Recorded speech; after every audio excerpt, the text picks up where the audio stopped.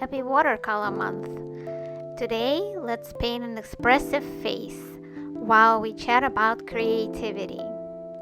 Do you ever wonder what it means to be truly creative and original when it comes to art? To me, it's all about trying to do something creative every single day. I don't necessarily draw every day, but I like to do other creative projects. I like to upcycle old fashion. I love to paint on furniture to update it and to make it more fun. I also love making custom jewelry. It's just so much fun making my own fun necklaces, rings, earrings, and bracelets. When you mix up your creativity, I think you become a more well-rounded artist.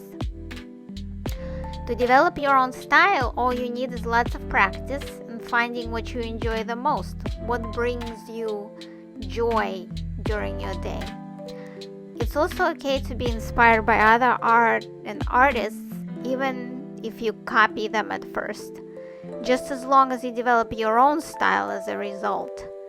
That's why in my books I try to encourage you guys to take creative liberties, and when you copy my art exercises, you can also bring your own flair to it and put your own ideas and style into it.